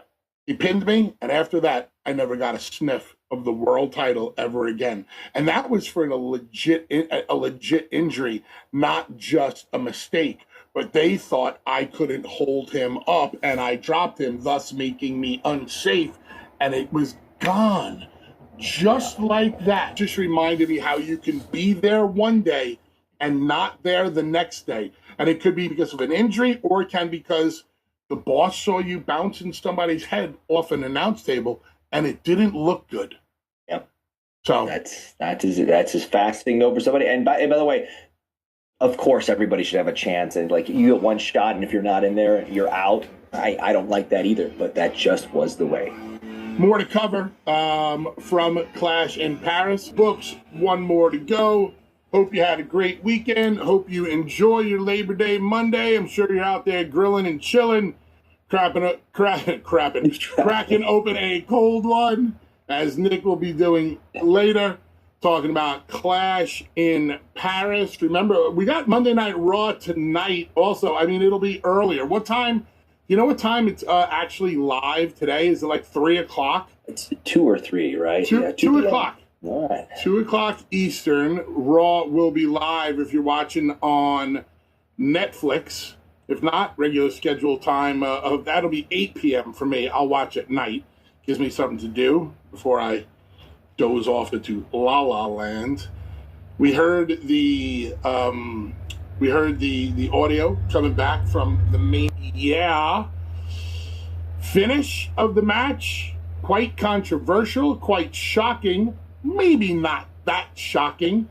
Becky Lynch comes in, low blows CM Punk. Seth Rollins gets the win, retains his championship. The power couple of Becky Lynch and Seth Rollins standing tall at the end of the night. Nick, take it away. Your thoughts, brother. I mean, clearly, Seth and Becky coming together, this is setting up down the line for Cody versus Brandy on the other end. Cody and Brandy versus the Rollinses and the Lynches. I'm just kidding. Wow. How about this, though? How about this? Wow. No, I'm joking, mostly. How about this?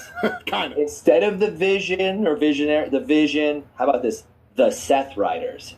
You guys like that? Does that work? Seth Riders. It's a joke on people saying they're copying the Death Riders story. Oh, I like that. But they added a kick-ass young lady to the group, and I was like, what about the Seth Riders? Is that funny? By the way, great main event. A couple different things. Yeah, I don't know how you want to break this down. The match was fun. I was watching as an analyst going, are we going to give this? I know in my head, most likely there's no title change, blah, blah, blah. When everything I'm thinking in my head is like, oh, all the guys who beat down Roman got kicked out of the building. They're on last. Somebody new is coming out, possibly to join that team, whether it's before the match or after. I don't know. But it's a 4-way. There's no DQs. Let's see what happens. Watched everything play out. I was looking for one time to have the entire world go, this is LA Knight's moment right now. I know he's not winning last night. I'm sorry, I think he's not winning. But I want to see if it's set up to where it's like, hey, everybody gets their time to hit a finish and do something and blah, blah, blah. Is it set up to where we get, as a crowd, get a 5 or 10 second window to go, oh my God, he's going to do it. That moment of like, everybody's shattered on the ground and he's climbing the ladder with the briefcase there and nobody's to be found. Do we get that one believable moment? And we do something to where it's, I forget the movements, it's LA Knight kicking everybody's ass. We get something, we get it. We see the callback to the table outside where Punk may or may not have accidentally bumped him. We get that, so he gets his moment. LA Knight time, kicks everyone's ass, counters some shit. We pay off the story with him and Punk falling through the table outside, turn something back around, hits his finish. This is why the production team and the truck and everyone behind the scenes, your agent, your producer, this is what makes that cinema thing that everyone says is bullshit. Everyone says cinema for their favorite guy winning a match. This is what makes this so damn good. The fans, for 10 seconds, looked around and said, no one's there. If you're watching at home, you just see the finisher with an empty ring, and now LA Knight is pinning and winning. At 2.9, Uso blows into the screen, and you just see his fists and head just to break it up in time. And it's one thing to have the emotion, the story, the movement, have everything work. But when the production tricks me, I go, he's not winning this match, but there's nobody there. And I go, holy shit, what do we get here? And that is something that when you talk about it all day and find your moments and find your cameras and talk to your agent, that is some shit that gets me to jump out of my chair. It was so beautifully done. I wanted to make sure it wasn't just like, LA Knight's going to hit his finish a couple times, get thrown into a table, and then we'll get down to the real guys. The story's Punk and Rollins. It was beautifully done. And I cannot stress enough on the truck making the calls to cut that to where I was fooled for a second. That part I love. Nick, even to expound upon that a little bit more, why I love it so much. Because watching it on TV, you're right, everybody's down. There's nobody around. They've built this moment up.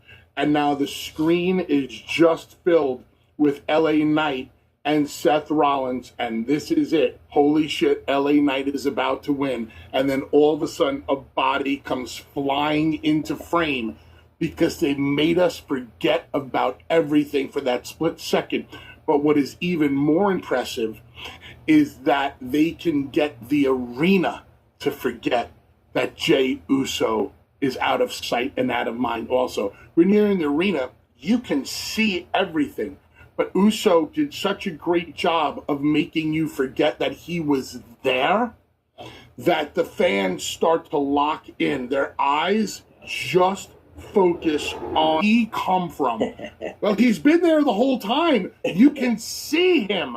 But he laid so low, and they made you buy into the action that's going on in the middle so well that even the people in the arena were like, whoa. That's a great point. They can see, even if they're focusing on the ring, we get a special zoomed in shot of like the extent of it is half of the ring at the most, and we're zoomed in on the pin. And even them seeing, they know he's coming. Sorry, they don't know he's coming, but the timing of it, like at 1, he wasn't getting up, crawling in, getting ready to jump up in the air and hit it at 2.5. At 2.5, he slides in and he just gets there in time. That's the real cinema thing that everyone's always pretending to know what they're talking about. that got me. I go, I know this isn't it, but I don't see it. Like I was as an analyst going, how are they fixing this? Don't kick out of his finish. Let him. And I go, oh shit, perfectly done. Everyone involved. And by the way, Seth is another one of those guys. He takes the DDTs and whatever you call LA Knight's finisher. He takes it like RVD getting pogo stick spiked. Yep. And it makes it look so much better than I'm a good bumper. I'm a good seller. I can't do that on DDTs, and it bums me out. I tried. But, man, watching Seth take it, it looks like if you're watching an independent show, like someone just got like, oh, it was a mistake to bump on your head like that. But he's got it down to a science and makes it look so much more believable. Everybody did their part there, including people behind the scenes. And that was a 2-minute chunk of the entire match, which I thought was good. On Friday, we thought Seth would go over, as he did, but it was an important night for LA Knight to continue to get over. Do you think anybody took that get over step in that match? Was Jay more over? Was LA Knight more over? Was CM Punk more over? I think if the crowd being so great, I don't. And by the way, we're talking about this one chunk of a piece that probably got all the LA Knight fans' hopes up. Hey, the timing matters here, but if you've ever been in it, you've done this a million times. But if anyone listening, you've been in a ladder match, and I've been in 8-man ladder matches at WrestleMania, so it's even slower than normal. And when you do something crazy, you're laying outside with 5 other guys sometimes for several minutes in a row, but no one is focused on you. We're watching the stories happen in the ring or around it, so that's totally fine to happen. And to have it go even slower with. Clearly, it's just down to these two guys. Let's see what happens here. And then we have the masked intruder. And really quickly, a couple people online, because I wanted to see what everyone thought. A couple people online are like, why did Becky cover up? She's in a no DQ match. She's helping her husband. What? And I said, I didn't say anything. My thinking is, my God, in wrestling, you have these few and far between moments. Let's not know who it is for a second, to not just get a second reveal. It's somebody interfered. Somebody cost Punk the match. Who is it? Oh my God, Seth is champion. He's going to be, this is unreal. And then you get a second jump of, holy shit, it's Becky, because I bet a bunch of people, even the people that when this group started, said, Becky's the obvious one. I was like, yeah, it's too obvious. Like, let's figure it out. Even those people were like, who is the guy that just punched CM Punk in the balls? And everyone goes, oh shit, so this is a showmanship moment of these two guys are the two guys really fighting for it. This is the moment where the baby face has the match in his hands. And now someone screws him and you take them down a notch. And now you reveal who it is and you go back up a notch. And then you let it all settle in. That's why that shit happens. It's good showmanship. And I'm going to take it one step farther. You said people were talking about why, if it's a no DQ match, why did Becky have to come in all covered up? And you talked about why you do want to do that, to take the excitement and the anticipation to the next level.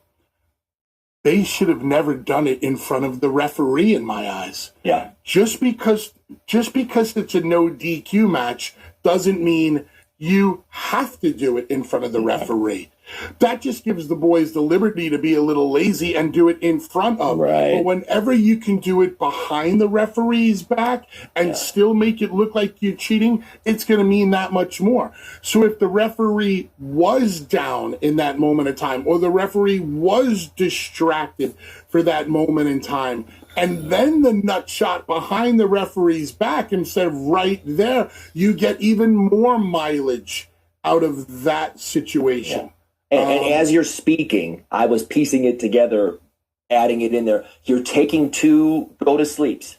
On that first one, you take it and your head bumps into the ref and you still bounce off the rope and you still get the plenty of like, hey, she may be running from really far away. I get to load him up, do the 360, look around and yell, go to sleep, or I hate you and your family, whatever the hell it is, then have it. And that's such an easy fix. But like we do get a little, that's not lazy, but it's the first thing you think of when you can, hey, every match. Otherwise, you have to think harder, like, how do I get this done behind the ref's back? That's a great call. It's even more heelish if the ref doesn't know you cheated and they can't even throw it out anyway. It's just one more step of like, damn it, these guys. It's more heat, believe it or not. So we see Becky Lynch get involved and help her husband win. She gives CM Punk the nut shot, and now Twitter starts buzzing. Now the wrestling world starts buzzing, and they're throwing out a name that you know very well, that you had an association with in the past. They start talking about AJ Lee, the possibility of an AJ Lee return, teaming with her husband against Seth Rollins, Becky Lynch, a power couple and a power couple. Do you think it's going to happen? Do you want to see it happen? Is it great for business? Can AJ Lee just come back after being gone for all this time and jump back in and perform at the level that the other three are at right now? AJ Lee, thumbs up, thumbs down on the idea?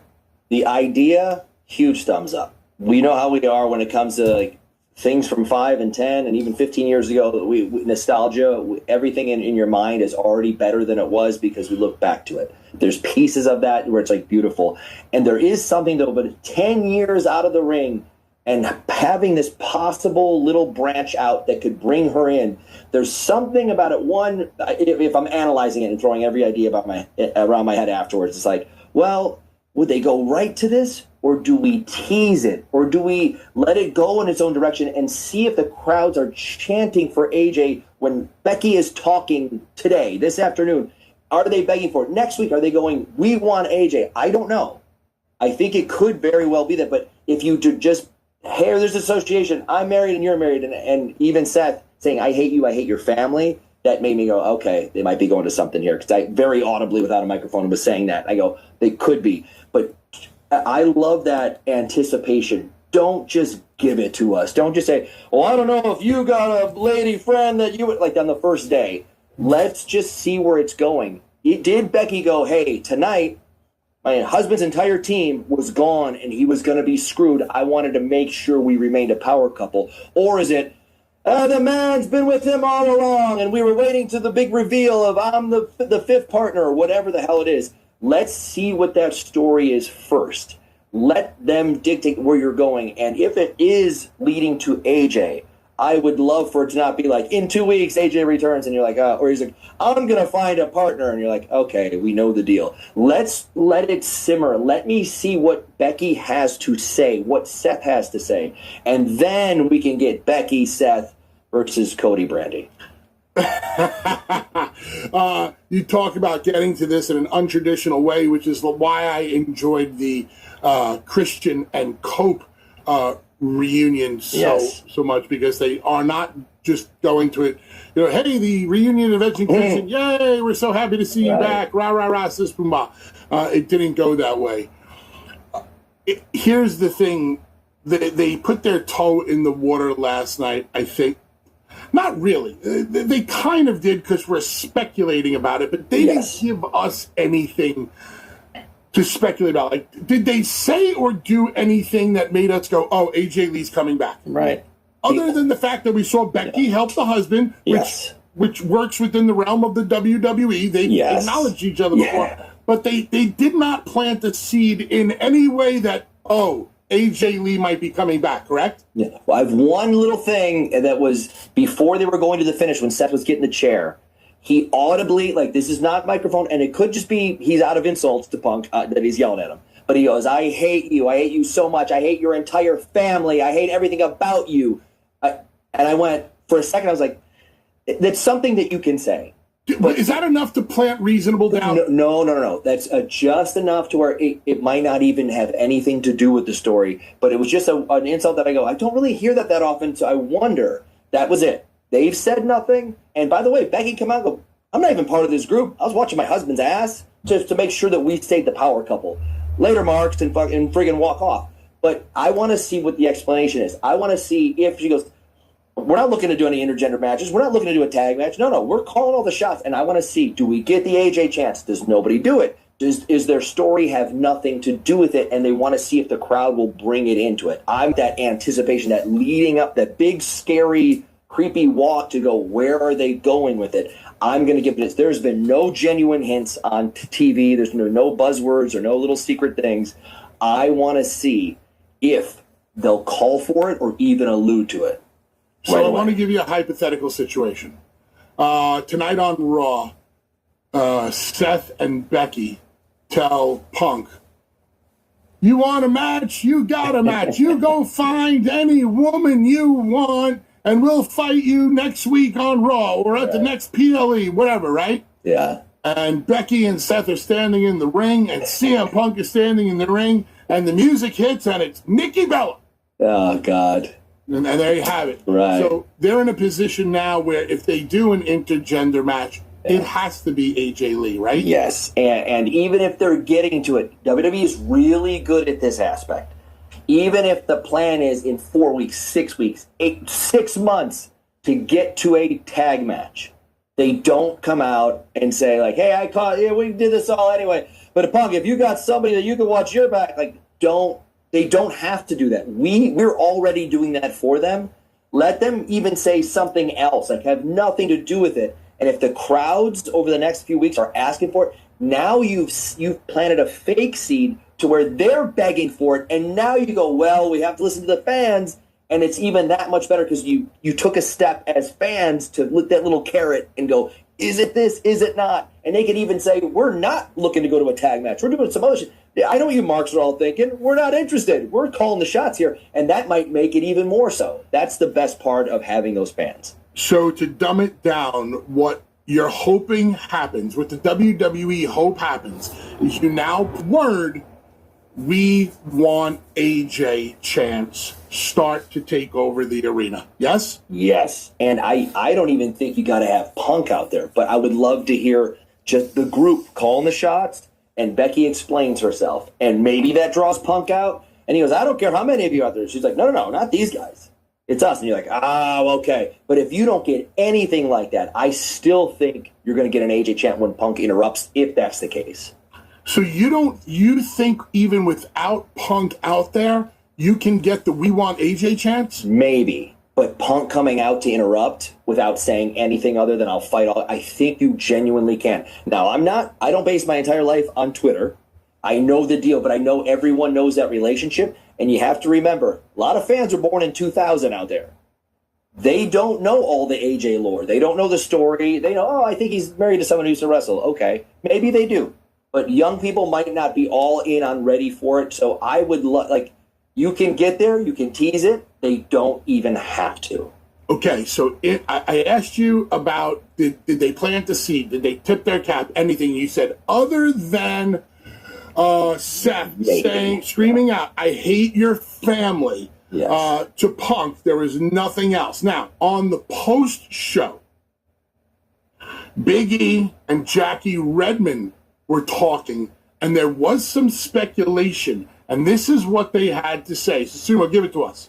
I don't know what to spend time in the future springing forward, but I can't help but think, look, this man, CM Punk, he's got a wife, too, and I've known her. Oh, you're starting the speculation already. Are you saying this opens a certain door to maybe AJ Lee? I'm saying it. Something that people have wanted for many years. That's a little bit more than I hate your family. Yeah, right. You know? Yes. And also there is, and again, if you're born in 2000, maybe you don't know this, like AJ and Big E on screen, and I believe in real life, genuine friends and things. And I don't even know if no one gave them any production notes. No one said anything. And just said, hey, that just opens the door for this. Maybe that's the case. But now genuinely two people at WWE saying something, now we've definitely planted a seed, because that, even though 30,000 people are there and 100,000 people buy it or whatever the situation is, millions of people are going to see Big E and Jackie Redmond's comments and go, oh, they already planted a seed, whether it was on purpose or not. From what you know of the WWE, is there any chance that Big E and Jackie Redmond just happen to, on their own, start speculating about AJ Lee? My belief would be absolutely not on their own. I'm out of the system for 2 years now, but it would be to, hey, do me a favor, make sure you know Punk's married to AJ, right? Anyway, 3, 2, 1, just go. Right. Something subliminal, or like, hey, guys, maybe the post show, so you do a little speculation. Does this lead to something else? Does this lead to maybe Punk and his wife? It's like, hey, maybe. So it's planted in them. Yes. If you do it, if you plant the seed on TV, like, all right, let me try to. LaGreca said that Corey Graves mentioned Natty enough to where he thought that was enough of a planting of a seed that we were going to one day get Natty and not Natalya. Now, that happened on TV while Natty was getting her ass handed to her by Becky Lynch. That seed for AJ Lee was not planted on TV. It was planted on the show afterwards. So is that part of the psychology of, oh, this is just post-game banter? We never said it on our show. Those two happened to say it at the desk as part of, oh, yay, what could go on? Wow, wouldn't this be great? So the WWE can always go, we never said you're going to get AJ Lee. Yeah. Yeah, of course. And that's the best way to do it. You get things that might work and things that might, that's like conspiracy. There's like, oh, this kind of works here, but it doesn't work here. Nick Nemeth and Uncle Bully, you can have wings with us. Yes. And you can look at it. We'll rate the Hooters. No, I mean, fill it all up. Let's do it. Let's we'll put a registration online. We'll get everything taken care of. Put it out there for everybody. I know a guy who can make a call. There was a guy back in the ECW days. His name was Winston Brands. Ooh. And Winston used to make a lot of phone calls for ECW. He got shit done. I'm going to get in touch with him. I'm going to have Winston Brands call the Hooters in Minneapolis at the Mall of America and I'm going to let them know that former WWE World Heavyweight Champion Dolph Ziggler, I'm name dropping. You can say that. I'll say comedian extraordinaire. Yeah. How about that? Why don't you do 5 minutes of stand-up at Hooters? We'll see if the stage is big enough. Yeah. Right now, when Nick is basically saying this, Bubba, move on and stop putting me on the spot. Yeah, I can't believe I'm saying this. Can we talk wrestling? You know, the thing that I love so much. I noticed a couple headlock takeovers yesterday weren't what they should be. All right, I'll tell you what. I'm a big fan of first-time callers on Busted Open. All right. I know you are also. Yes. So let's go to Delaware. Lewis, first-time caller. Thanks for listening. Thanks for calling in, Lewis. Talk to us about Becky Lynch from last night. Well, I think it was a surprise. It was great. The reason... No, that lady was saying so many times, she's the man. But the reason she's the man also because she's also great at her promos. She's one of the few ladies that she can go one-on-one with a guy, with a male when it comes to promos. When she did that promo with Nikki Bella, and she told her, oh, you cannot see him anymore. Like, she dropped a pipe bomb right there on Nikki Bella. I don't know about a pipe bomb. It was a zinger. It wasn't a pipe bomb. Zinger. Yeah. And I haven't really, heard Becky Lynch go one-on-one on the microphone with any men yet. Have you, Nick? I don't think so. But maybe tonight's the night. Okay. But yeah, I haven't seen that I can recall in recent memory. But yeah, it was a zinger. They were zinging each other back and forth because they both had either boyfriends or husbands. And that's something that you can use. But I'm not saying in any way, shape, or form she's not good at promos. I'm saying that a good zinger written or came up with does not make me go, man, she can hold her own with anybody out there. Her actual work shows that. Thanks, Lewis. Appreciate you listening. Thanks you for calling in. Have a great Labor Day Monday. I haven't seen wrestling do this. I think the closest we have gotten to this is in AEW. And maybe we have gotten it full-blown in AEW because, if I go back and I think about Punk and Hangman and how that kind of went awry. But I would love to see wrestling, especially in this day and age, and I'd love to see this in the WWE, have the balls to take two talents that they trust. Yeah. I'll just use Punk and Seth. Yeah. Actually, Punk and Seth are not a good example. They've been out there too many times. Let's take two They've been feuding for 4.5 years. Yeah. Let's take an example of two talents that have not been in there and go, okay, you don't like this one and you don't like this one. Here's the live mic. Here's a live mic. Don't curse, but go out there and do something. And the reason I've always been a fan of that is because I think back to the Paul Heyman, Vince McMahon promo where Paul went up to Vince and he said, what do you want me to say? And Vince said, go sell me tickets and go sell me a pay-per-view. That's trust right there. Yep.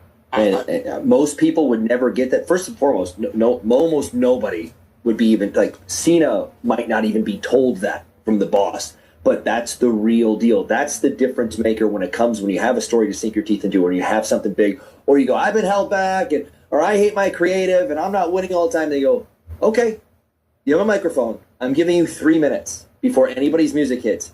This is who you're fighting. Go sell the world on yourself, but most importantly, get their ass in there to either see you get your ass kicked or see you kick this guy or gal's ass. Do it and do it now. And if you don't kill this, just you're going right back to where you were. Okay. Taz made life very difficult for me when I was coming up in this business. Shoot bully towards me. No big deal. Hardened me up for the rest of my career. Right. Also became best of friends with him. Got through it. Just it's part of coming up in the business. Right. This Wednesday, I don't think that they scratch it for Collision. I think that they heard us talking last week, Nick. They scratched the induction ceremony at the ECW Arena for Collision. I think they're going to do it this Wednesday. Yeah. On Dynamite. So they're going to raise Taz's banner to the rafters of the ECW Arena, where it belongs, and they're going to do it on live television, and they're going to have that moment like they should have had last week, yada, yada. Here's what I'm getting at. Who do you think is going to be standing next to Taz's side when they do that?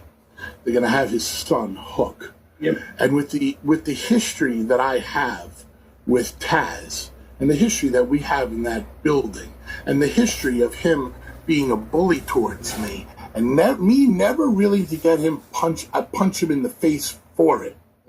I know one kid that I'd love to punch in the face and receipt because of what his father did to me. What is my point? Give me 5 minutes on a microphone with Hook in the middle of the ECW Arena, and then give him to me for 3 months. Let's see what kind of magic we can create.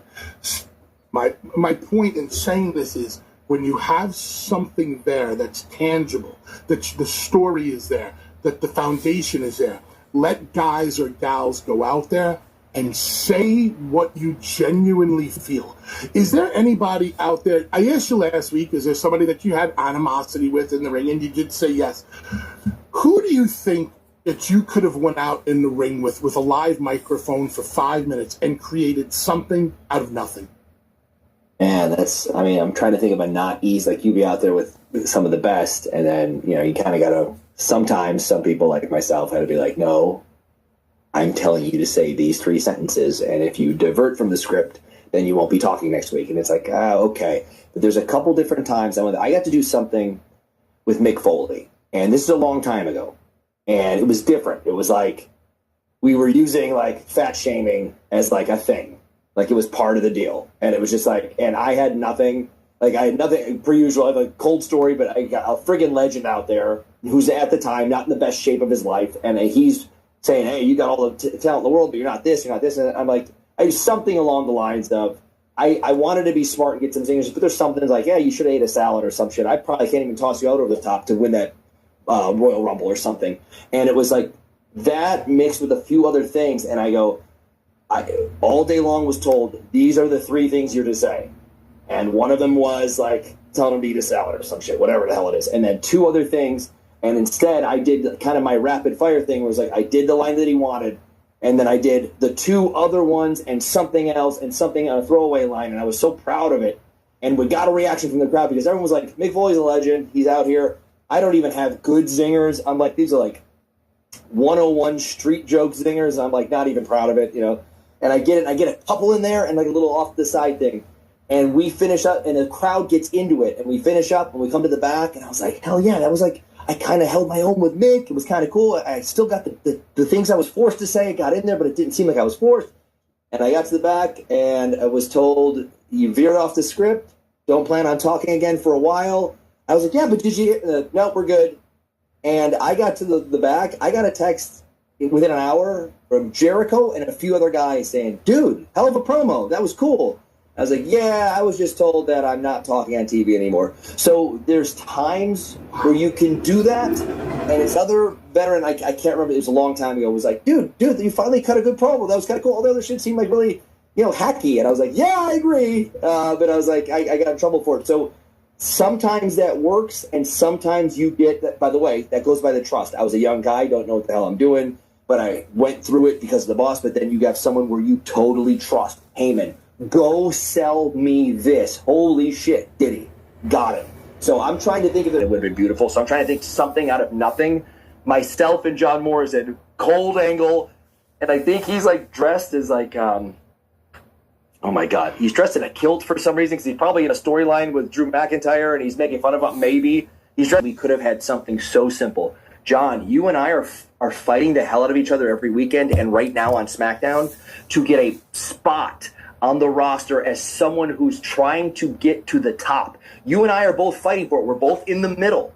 We're not even at the top of the middle of the card. You and I, every time we come to work, I'm like, where is Miz? Where's John Morrison? Where's me? I need to gain him up by the top. And if we had something to where we just went back and forth, like, you look like $1 million, but you can't talk as good as I do, and I'm going to tell everybody here how damn good I am and why I should be the champ and why you should be riding my coattails and bringing my bags in, and he should come in and go, I can do anything on this planet, and I dumb my work down to be in the ring with you, and we could have some realness to it.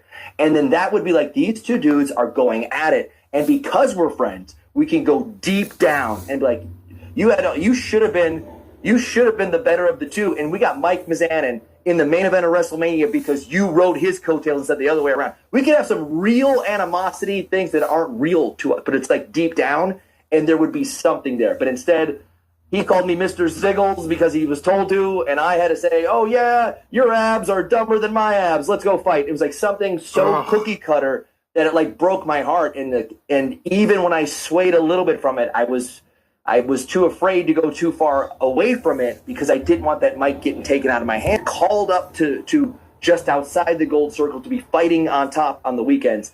And Miz got it first, then Nitro, then myself. And it was just, there's something very real there when people are genuinely competing for a spot, because that's that sport part that we were talking the other day. That's the realness, the behind the scenes, the possible promos. But it was a different time. The boss didn't care about like tag team wrestling or mid-card titles. So it was just like, here, say this mean thing. Here, you say this cookie cutter joke, and then we'll get to the match. Imagine you came up from the minor leagues and you hit, you started hitting for 500 and 10 home runs, and you still, were, batting ninth because the manager didn't care because he just viewed you as a minor leaguer no matter how great your performance is. Folks, let me tell you something before we go to one more break. Pro wrestling can be an extremely frustrating industry to be in, because sometimes no matter how fucking good you are at what you do, if they don't have a plan for you, you ain't going anywhere. Deal with that day after day after day. You want to talk about a Groundhog Day that'll make you want to quit and quit quick? That's it. So take another break. We're going to finish up with the Monday edition of the Motley 2, taking it home. Nick Nemeth, Uncle Bully. Hope you guys have a great Memorial Day Monday, and thanks for tuning in. Speed round, Nick. Here we go. Right back out to the nation. Let's go to Dean in Ohio. If that happens, that is going to be almost as bad as your tirade in motherfucking Dayton, Ohio, when you let us have it. When you and Devon fucking went against, oh my God, who were you going against? It was like Heat Wave 99. But yeah, that's you're comparing the Becky Lynch and potential AJ Lee promo to Heat Wave 99? No, your tirade, how you went off on the crowd, is going to be that type of heat Dean, thank you for the phone call, but let me smarten you up, kid. Nothing compares to the heat of Heatwave 99. I haven't met a mother trucker in this business who can incite a riot like I could. So that's it. I'm off my soapbox, but thank you for calling. Speaking of Ohio, let's go to Toledo. Holy Toledo! Tyler, what do you think about all this AJ Lee speculation? Hey, guys. Thanks for picking up on my call. First-time caller, long-time listener. Nick, you're the best. I think you're the best. So, AJ Lee, my oldest son has loved AJ Lee. And in fact, he calls her the OG mommy. And he's 16 now. He saw her when he was super young, maybe like my Miss Elizabeth kind of thing. And one of the things he remembers the most was Big E's very first main roster match. And Big E's coming to the ring with AJ on his left and Cousin Nikki on his right. And Big E smoked AJ in the chest. And God, it must have been really difficult to be in that moment for those guys. But that's the thing he remembers the most, unfortunately, but it's kind of funny. All right, Tyler. Tommy said yesterday that there's a groundswell for things that connect in real life and putting it into the wrestling the storyline. And Uncle Bully, you've talked about it many a times before about how that how real life, you would take real life animosity between people backstage and try to make it into a story. And I think they're maybe going opposite, taking real life stuff and trying to put it into a storyline. I think it'd print a lot of money. I'm excited to see AJ. Tyler, thank you for the phone call. I appreciate it. I mean, it's a no-brainer, Nick. If they're going to go with, if they do bring AJ back, yes, this mixed tag, love to see it. But after that, like, would you want to see her stick around? Like AJ Lee being involved in the championship picture or anything like that? Is AJ better used to come back for this tag story and then thanks? Or would you like to see her stick around? So that's a great question because wait, let me say this. I'm not fully up to speed on how over AJ Lee actually was. Right. When she was hitting her stride, I was all over the world. But from what I understand, the girl was super duper over. So maybe you can speak to this a lot more. Being someone who was attempting to be over and usually just missing by an inch, having her and Big E with me changed the entire way we were looked at. And then once we had our split and it went our separate ways, it was, you got to remember, it's 10 years ago. Some people weren't born yet. Some people were barely born and not watching the show. But I think it's around 10, something like that. But she was different than so many others. She could work. She could pull off the angle to where she's a damsel in distress. She could do anything. And there was something extra over about her. Yes. I'm trying to do the math now. Yes, obviously that story is built in and they can get there. But if we can all put it together in 10 seconds, hopefully the people booking it, putting it more elaborate. I would love to see her not show up just to help her husband. Maybe she doesn't show up to help him. Maybe they don't go that way. And then sometime down the line, Becky's talking shit that I beat the entire damn roster. Nobody's left. Nobody's anything unrelated to this story, unrelated to the Seth Riders deal. And you just have I'm here to kick your ass, not to be my husband's friend and we do this other thing. Like, no. I'm here to kick some ass. And then now that that's done, maybe I help him with something. But I think if it's bigger, to not just be like, obviously this. Or you do it very similarly like they did Seth Cody, to where it's just like, we implied that we know who the partner is, and you talk about it, but you never mention her, you never call her out, you never say anything, and the entire crowd is chanting her name the week before, the day before, and here comes my opponent, or my surprise tag team partner, and the lights go out and you get it. That's something big without even doing it. But I don't know where you go other than this story. This is the obvious part. There's somewhere else to go, but I don't need to see her in the title picture. I don't want someone who wasn't here for 10 years kicking everyone's ass and being the champ. But that might work. If everyone's begging for it, I get it. And by the way, there's going to be a lot of people chanting for it. But will there be more subscriptions? Will there be more tickets sold going, I have to go see this intergender tag match? That's something that I'm thinking about. I think that if there's an intergender tag match that is going to sell tickets, this would be the one. Yeah. You put this match in the marquee, you're definitely selling.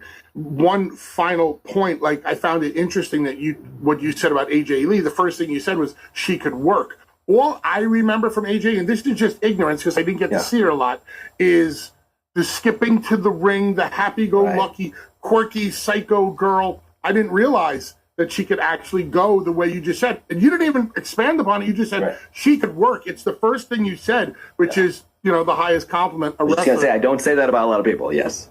There's a match that we did not get to cover today that I definitely want to talk about tomorrow. I know we're going to break down Raw, but I want to show some, Rusev and Sheamus. Holy shit, man. Those two are so good at kicking the shit out of each other. Oh, my God. I enjoyed every bit of it, and I have an very interesting thing psychologically to talk about if we get to it tomorrow, because it was such a good